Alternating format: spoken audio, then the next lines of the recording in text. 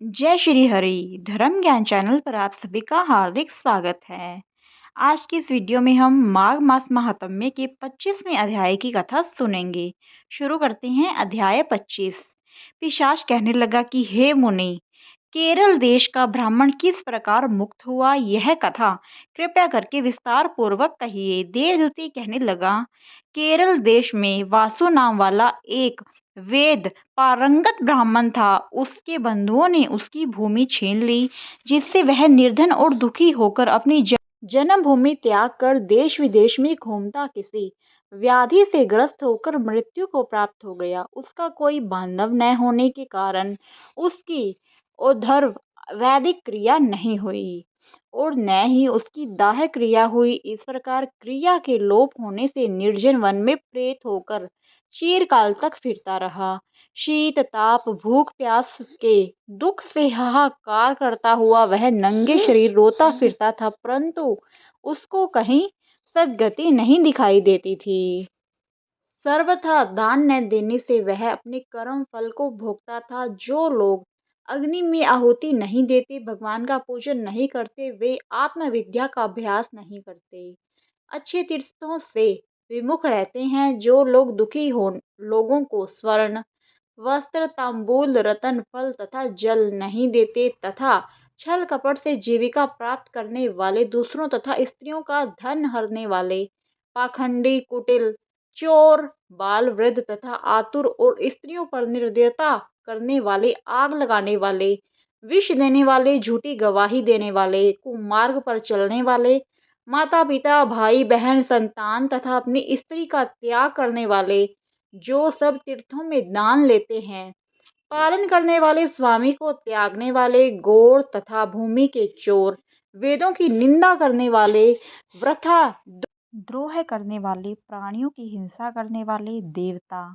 गुरु की निंदा करने वाले, यह सभी बारंबार प्रेत पिशाच राक्षस तथा बुरी योनियों में जन्म लेते हैं।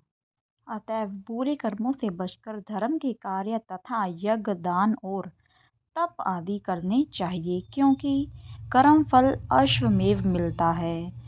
इस प्रकार प्रेत की गति देखकर पाप कर्म कदापि नहीं करने चाहिए। ब्राह्मण कहने लगा कि इस प्रकार उस केरल ब्राह्मण ने उस पर्वत पर अधिक समय व्यतीत करके एक मार्ग में एक पथिक को देखा, जो 2 गगरियों में त्रिवेणी का जल लिए हुए था। आनंद पूर्वक भगवान के चरित्र का ज्ञान कर रहा था। प्रेत ने उसका मार्ग रोककर कहा कि तुम डरो मत, इस गगरी का जल मुझको पिलाओ, नहीं तो मैं तुम्हारे प्राण ले लूंगा। वेददूती कहने लगा कि दुखी दुर्बल नंगे मुरझाए हुए तुम कौन हो, पैरों से पृथ्वी को स्पर्श न करके चलते हो। लोमश जी बोले, प्रेत यह वचन सुनकर कहने लगा कि मेरे ऐसा होने का कारण सुनो। मैंने कभी ब्राह्मणों को दान नहीं दिया, अत्यंत लोभी क्रियाहीन, दूसरे के अन्न से पलने वाला था। मैंने कभी किसी को भिक्षा नहीं दी, न दूसरों के दुख से दुखी हुआ।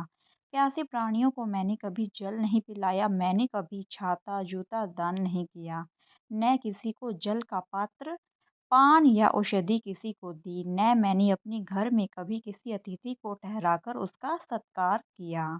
अंधे वृद्ध अनाथ और दीनों को मैंने कभी अन्न से संतुष्ट नहीं किया और न ही किसी रोगी को मुक्त किया, न कभी ब्राह्मणों को दान दिया, न कभी अग्नि में हवन किया।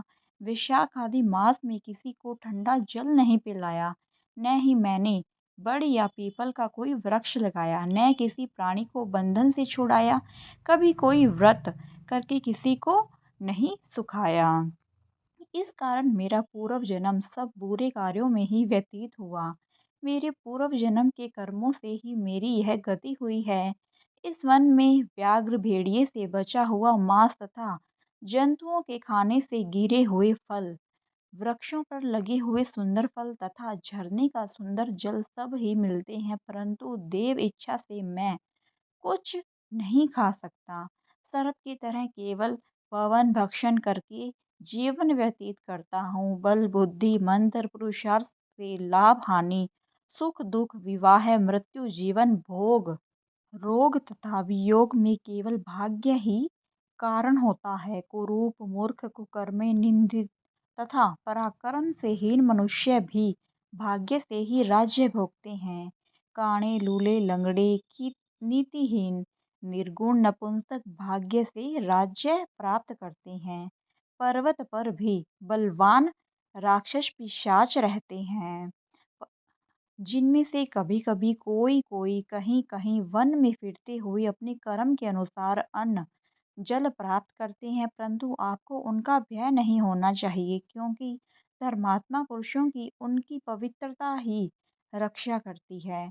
ग्रह, नक्षत्र, देवता सर्वथा धर्मात्माओं की रक्षा करते हैं। यह पिशाच आप जैसे भक्त की तरफ आंख उठाकर भी नहीं देख सकते।